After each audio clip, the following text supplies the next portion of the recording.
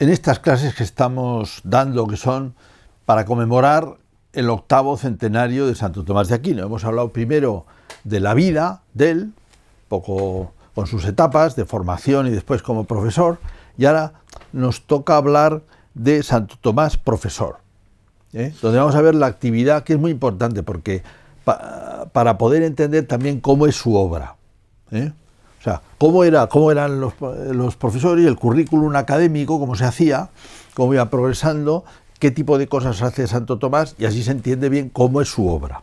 Y luego seguiremos con una presentación de la Suma Teológica, pero en una clase posterior. Entonces, ahora lo que nos toca es decir, bueno, ¿qué hacía un profesor? ¿Qué hacía un profesor? Y primero, ¿qué era un profesor? Decíamos, la formación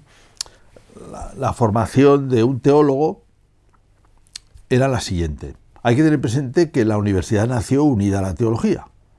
O sea, y que hasta el siglo XIX se componía de una facultad de artes, que era equivalente, diríamos, a lo que hoy sería una especie de conocimiento general, o de filosofía, pero filosofía que significa todo lo que se sabía en la época, Entonces, no ahora es una cosa como específica, distanciada de las ciencias. Antes todo estaba ahí, en la facultad que se llamaba de artes. Y antes solía haber unos estudios de humanidades que hacían que la gente manejara muy bien el latín, para poder hablar en la universidad, porque era la lengua en la que se hacía todo, ¿no? El latín además no bastaba poder traducir, sino que hablar muy bien, y un profesor pues mucho mejor, y se conocían para eso las obras clásicas, por ejemplo, sobre todo Cicerón y César, ¿no? La Gran Galia, etcétera. Muy bien. Y Ovidio, Horacio, etcétera. Decimos, estudios de humanidades, conocimiento en latín, esto antes. La Facultad de Artes. Y luego había 3 facultades, que la Facultad de Teología, la Facultad de Derecho, a veces desdoblada en lo que era Derecho Canónico, Derecho a la Iglesia, Derecho Romano, Derecho Civil, que sobre todo era Derecho Romano, que era lo que más había. Y la tercera era de Medicina. Justamente en la Universidad o sea, en el ámbito del Reino de Sicilia, Federico II había impulsado una facultad de Medicina en Salerno. Esto es la Universidad Antigua, una facultad de entrada y 3 facultades especializadas, vamos a decir. Cuando Kant habla del conflicto de las facultades, todavía está exactamente el mismo esquema, a finales del XVIII. Y esto se cambia a mediados del XIX, cuando se emancipan las ciencias positivas, y después aparecerá todo un cuerpo de ciencias sociales. Pero aquí todavía está todo unido, en la Facultad de Artes. Entonces, un estudiante pues empezaba primero el latín, ¿verdad? A veces en escuelitas o con tutores, como fuera. Después, ya probablemente en la Facultad de Artes, donde había estudios de trivium y quadrivium, que nos lo explicamos, bueno, se estudiaba mucha lógica. En el trivium, mucha lógica, después mucha matemática. Hoy nos puede resultar raro, pero mucha matemática. En el quadrivium, se llamaba. Y además se leían libros importantes de filosofía, se leían y comentaban. En los años que está Santo Tomás funcionando, pues han empezado a utilizarse las obras de Aristóteles. Bueno, no entramos en más detalles porque lo que nos interesa es sobre todo el currículum teológico. Una vez que hacía este currículum de artes, uno que entraba en la Facultad de Teología, lo primero que hacía era el estudio de la Escritura y de las sentencias de Pedro Lombardo. Entonces, el primer título que recibía una vez que había terminado el ciclo de Filosofía y Teología era Bachiller Bíblico, y tenía como visión, si quería dedicarse a enseñar, las cátedras tenían adjuntos, había un catedrático, un maestro regente que regentaba la cátedra, y tenía bachilleres que le ayudaban. Entonces, el bachiller el primero, el grado inferior, que solía estar ahí 2 años, lo que hacía era un comentario de la Escritura que se llama una lectura cursiva, como hemos mencionado en la primera clase, que es, pues, iba leyendo la Escritura y hacía pequeños comentarios que solo tenían que servir para que se entendiera el texto, de qué estaba hablando, el texto de la Escritura, ¿no? A veces algunas glosas también. Santo Tomás hará unas glosas de los padres potentes que se llama Catena Áurea para esto, Pero, al principio, pues, y ahí solía estar 2 años. Era una actividad que se hacía a primera hora del día. Después de estar 2 años ahí, el bachiller pasaba a una actividad que ya era común en todas partes y que durará muchísimos años, durará pues más de 300 años, que es comentario de las sentencias de Pedro Lombardo, que es, hoy nos puede parecer extraño porque no es un libro muy conocido hoy, pero fue utilizado masivamente para el estudio de teología desde el siglo XII hasta el siglo XVI, casi 400 años. Nos saldrá, después daremos algunos datos en la clase siguiente. Y es, bueno, porque era un conjunto ordenado de proposiciones teológicas, era lo que había hecho Pedro Lombardo, que era de Lombardía, que daba clases en París, y fue obispo también. Pues hacer un conjunto ordenado, muy ordenado, ya veremos el orden más adelante, de las cuestiones teológicas. Dos principales proposiciones, es decir, las tesis, las cosas que se podían afirmar en teología. Dios es trino, Dios es bueno, hay personas en Dios, etcétera, ¿no? O la encarnación, etcétera. Cualquier proposición, pues ordenadas todas estas. De tal manera que era, bueno, porque era lo más ordenado que había y por tanto ocupa el centro de la enseñanza. Antes se comentaba cualquier libro importante de la antigüedad, pues comentarios de San Juan Crisóstomo, libros de Boecio, libros... Pero este se convierte en el libro central. Entonces, primero había un bachiller bíblico que comentaba la escritura, después el bachiller sentenciario, que era el quien comentaba, exponía en clase las sentencias. Hay que tener presente que los libros eran una cosa rara entonces porque se copiaban a mano todos. O sea, no había imprenta. De tal manera que había pocos libros y los alumnos en general no tenían libros. A lo mejor uno podía comprar uno en París o tener 2 o 3, ¿verdad? Pero bueno, eso le costaba bastante, y la gente en clase no tenía libros. A veces tenían cosas para tomar notas, eso sí, pero no tenían libros. Entonces, claro, los libros se leían despacio, de manera que la gente los entendiera, y a veces se leían varias veces. Y a veces incluso había una figura, que aquí no la menciono, que era el repetidor, que era, sobre todo había en las residencias, donde vivían clérigos, donde vivían estudiantes, que había una figura que era el que tenía que repetir, o sea, revisar lo que se había dado en clase. Y era para esto, porque había una especie de ejercicio de repetición para que la gente se quedara con las cosas. Pero no solo la repetición, ahora lo vemos. Bachiller bíblico, que le toca, esa lectura se llama lectura cursiva. Seguir con pequeños comentarios. Bachiller sentenciario, leer las sentencias, que era una cosa más compleja, entender los argumentos, ver cómo son. Segundo.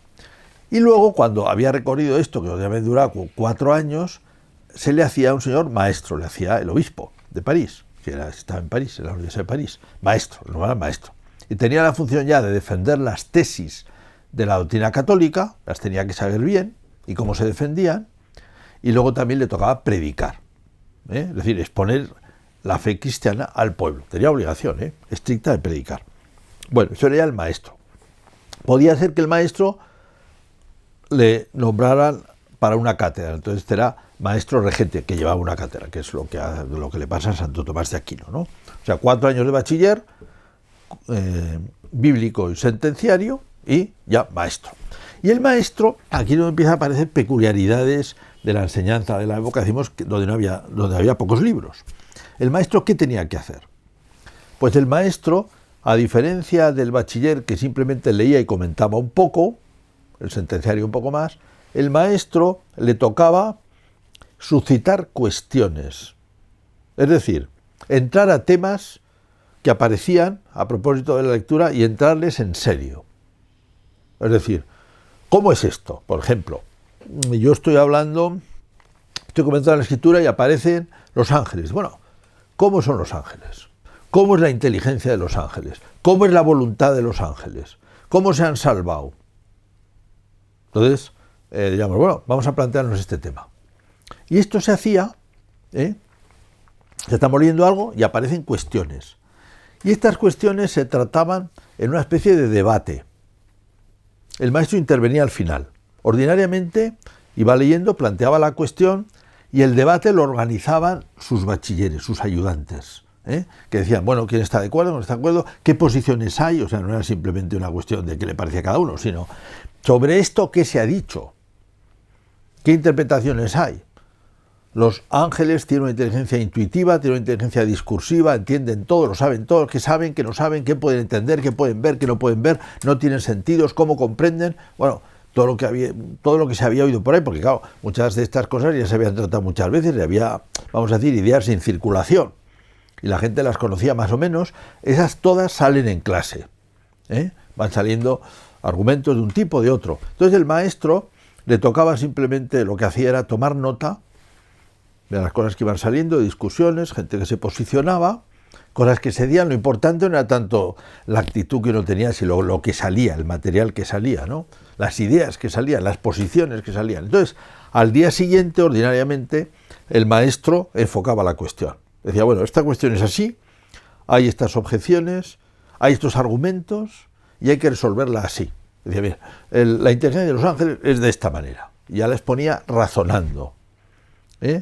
O sea, las clases eran súper dinámicas, y tenían esto. Y el propio del maestro era suscitar y resolver cuestiones. Esto se hacía, como hemos dicho, leyendo libros, o sea, se va leyendo un libro y se van suscitando cuestiones. Es obligación del maestro, era la actividad propia del maestro. Y luego él hacía esta especie de resumen, donde ponía la cuestión en orden, pero con sus objeciones, con sus argumentos a favor y en contra, ponía la cuestión en orden. Entonces, esto se hacía leyendo libros y esto se hacía también, pues, 1 o 2 veces a la semana. Santo Tomás lo hacía 2 veces, proponiendo cuestiones sobre distintos temas. Por ejemplo, vamos a ver, ¿cómo son las virtudes? Entonces, para saber cómo son las virtudes, primero tenemos que tratar este tema en varias proposiciones. Vamos a decir, las virtudes son hábitos. Las virtudes se producen por repetición de actos. O sea, cada una de estas había que demostrar y tratar cada uno de estos puntos en los cuales nosotros dividimos una cuestión, o que es la verdad, que es el de Veritatis, una de las primeras cuestiones que Santo Tomás desarrolla, ¿qué es la verdad? Entonces, una gran parte de la enseñanza se hacía así, y era lo propio del maestro, de tal manera que una gran parte de la producción de Santo Tomás de Aquino ha sido hecha así, lo vamos a ver, en estas lo que se llaman las cuestiones. Una vez por semana, además, estas, o sea, a diferencia de lo que eran las cuestiones suscitadas al libro, estas se proponían a toda la universidad y muchas veces podían venir, vamos a decir, los profesores amigos y también los profesores que no eran tan amigos a discutir. De tal manera que la cuestión, o sea, un maestro se la jugaba bastante en estas cuestiones que eran públicas. Y bueno, algunos de hecho no lo evitaban, aunque tenían obligación, pero procuraron hacerlo. Santo Tomás lo iba a hacer 2 veces por semana. Y además en la universidad se organizaban 2 veces al año, en Semana Santa y en Navidad, lo que se llamaban cuestiones quodlibetales, sobre cualquier cosa. Es decir, sobre la cuestión más curiosa o más interesante, o cosas que preocupaban o que eran propuestas por unos y por otros, y era ya, no era un tratamiento sistemático, sino es algo especial. Que también tenía un tono un poco festivo, era para celebrar la Navidad y la Pascua. Bueno, que ya con esto hemos presentado lo que hacía un profesor y este tema tan curioso que son las disputas, los debates. Se llaman disputas, vamos, en latín. En castellano habría que traducirlo por debates, son debates.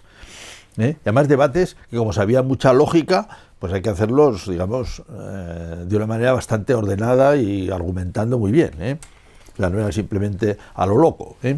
Bien, entonces, con esto ya podemos hacer sabiendo qué era lo que hacía un maestro y cómo eran estas cuestiones, podemos hacer una especie de panorámica de la obra de Santo Tomás, que es inmensa. Aquí tengo, por cierto, el profesor Enrique Alarcón, simplemente impresas por la Opera Omnia, o sea, las obras completas de Santo Tomás, que se pueden consultar online en latín, Aquí están todas las páginas con todos los capítulos importantes de las obras, de todas las obras de Santo Tomás. Aquí tengo esta doble página, pues me parece que son 23 páginas. Hay muchas. Entonces, decimos, la obra de Santo Tomás, en primer lugar, vamos a decir, está la que nace de la actividad académica, que es la mayor parte de la obra. La que nace de la actividad académica la vamos a repasar. Algunas cosas que le piden por encargo, con un par de obras importantes. Después, lo que él promueve como interés personal, que va a ser los comentarios de Aristóteles y la Suma Teológica, o sea que también muy importante. Casi tenemos como estos 3 grupos que ahora vamos a repasar. la actividad académica generaba mucha documentación y además de Santo Tomás se conserva mucha. Unas porque él la ha editado. Bueno, editado no porque la llevaba en imprenta, que no había, sino porque él ha corregido los textos y después ya se han quedado para que se puedan copiar. Se editaba por copistas. Se editaban 5 ejemplares, 6 ejemplares, la gente pedía y se copiaba otra vez, etcétera. Se hacía así. Y unos, vamos a decir, los monasterios, las casas religiosas, copiaban de un sitio y de otro pues los libros que les interesaban, ¿no? Entonces, de la actividad académica tenemos, de Santo Tomás de Aquino tenemos, ¿qué hacía un maestro? Ya lo hemos dicho, o qué hacía uno que se iba formado en teología. Comentarios a la escritura, tenemos bastante, pero voy a decir primero así de pasada y después vemos qué tiene. Los comentarios a la escritura, el comentario al libro de las sentencias, comentarios a otros libros importantes de teología, y después sería estas cuestiones disputate, estas cuestiones hechas sobre diversos temas y las cuestiones quodlibetales que eran las de Navidad y Pascua, que eran como más libres. Ese 4 conjuntos de cosas que generan mucha obra de Santo Tomás. Primero, los comentarios a la escritura, desde el principio, de que fue bachiller bíblico, en Colonia, pues empieza con Isaías, el libro de las Lamentaciones de Jeremías, Job, del Antiguo Testamento. Al final de su vida en Nápoles, cuando poco antes de morir, hace un comentario de los Salmos que no termina, hasta el Salmo 50 más o menos. Después tiene comentarios del Nuevo Testamento a San Mateo, a San Juan y todas las cartas de San Pablo, especialmente a los romanos. Hay que decir, que lo he dicho antes, que de lo que se conserva, una parte, he dicho antes, es lo que él edita, o sea, lo que él recoge, reforma, corrige, tal. Otras son cosas que los alumnos han tomado notas, unas veces las ha corregido él y otras no. Reportaciones, que son apuntes, que se conservan. Y fundamentalmente esto es lo que hay. Entonces decimos, él tiene los comentarios de la escritura, después vienen el comentario de las sentencias. Él había sido maestro sentenciario, ha hecho un comentario de las sentencias y unos años después, cuando está por Italia, los compone. Es una obra monumental porque es 4 veces más grande el comentario de las sentencias. Vamos, que las sentencias de Pedro Lombardo, una obra muy grande. Después vienen comentarios a clásicos de la teología. Santo Tomás no comentó muchos libros porque es que tenía mucha actividad de otro tipo. Entonces comentó al de Divinis Nominibus, de los nombres divinos, de Dionisio Areopagita, un personaje curioso, y después de Boecio el de Trinitate. El de Trinitate y también de Hebdomadis, sobre las semanas, etc. Entonces, esto es un capítulo, bueno, son dos comentarios, 3, 2 bastante gruesos. Y después vienen las colecciones de debates universitarios. Estas son las cuestiones disputate, que tengo aquí, por ejemplo, un tomo con la mitad de ellas, ¿no? Cuestiones disputate, que son algunas famosas. La primera que hace es de veritate, de malo, de potencia, de virtutibus. Están aquí la segunda parte. Y este es un tomo sobre las cuestiones quodlibetales. Decimos que estos son cosas que se trataban en Navidad y Semana Santa. Aquí tengo una edición famosa de Marietis. Marietis es una editorial italiana que en los años 40, con un auxilio de muchos estudiosos, pues hizo una edición estupenda. Entonces, pues es de todo. Son aquí, Quodlibetum, por ejemplo, vamos a ver alguna. Se pregunta sobre Dios, los ángeles y los hombres, ¿qué relación puede haber? Se pregunta sobre la relación de los ángeles con las criaturas corporales, cosas que trataban, ¿no? Bien, entonces las colecciones de debates universales. Así que tenemos los comentarios a la escritura, los comentarios a las sentencias, comentarios a estos libros de Divinis Nominibus, etcétera, comentarios, las cuestiones quodlibetales y tal. Entonces, esa nace de su actividad académica. Después viene otro grupo, que son cosas que le piden. Le piden la Catena Aurea, que es ese glosas con los padres de la Iglesia a la escritura, Catena Aurea, 2 volúmenes importantes, y luego le piden una obra curiosa que se llama La Summa Contrayentes, que es una obra potente, es la otra suma de Santo Tomás de Aquino, en 4 partes, que en realidad estaba pensada para proporcionar a los misioneros dominicos, que iban, generalmente se estaba pensando en tierras musulmanas, a predicar y a explicar y a dar razones Y entonces por eso ese libro fundamentalmente tiene un tono más bien filosófico, aunque no es una suma filosófica. Es la demostración de Dios, cómo es la naturaleza divina, cómo es el gobierno divino, cómo son las criaturas, y solo al final, la cuarta parte, aparecen los misterios cristianos, es la Summa Contraientes, una obra potente de Santo Tomás, ya muy ordenada. Pero claro, estos son, y luego muchas consultas que tiene, pues ya son pequeñas, de distinto tamaño, incluso tiene un pequeño libro sobre el régimen de los príncipes, que le pide una reina, una condesa, mejor dicho. Estas son obras por encargo, de las cuales destacamos la Catena Aurea y la Summa Contraientes. Y luego viene esa aportación personal, cosas que él hace porque le parece que tiene que hacerlas. Uno son los comentarios a las obras de Aristóteles, que son a 5 libros mayores y a 7 menores, ¿no? Empieza con el de Ánima, sobre el alma, la física de Aristóteles, la metafísica, la ética, la política. Y luego menores, varios, de Chelo, de otras obras de Santo Tomás, y además tiene un libro que entonces se tenía por de Aristóteles, un libro platónico, vamos a decir, que se llama De Causis, sobre las causas, pero no es de Aristóteles. Y luego la Suma. Claro, la Suma es un proyecto personal monumental.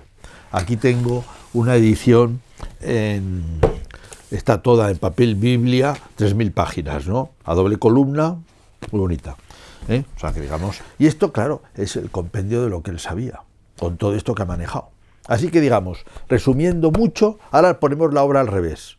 Es decir, ¿qué tipo de cosas tiene Santo Tomás? De filosofía, tiene los comentarios a Aristóteles, todo lo que un poco se puede sacar de la Contraientes y de la Suma Teológica, que también tiene una parte que es casi filosófica, la descripción del hombre, la descripción de las virtudes, también aquí algunos quodlibetales de veritate, las cuestiones, tal.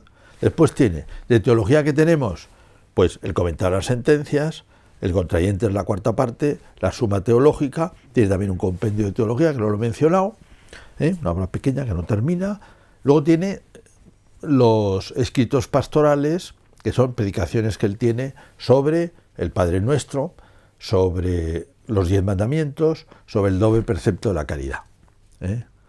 Y esta es un poco la panorámica, digamos, que nos sale de la actividad de un profesor que él siguió, también de predicador, lo que eran las cuestiones, que fue una gran parte de su actividad académica, y ahí podemos comprender así un poco mejor cómo es su obra. Muy bien.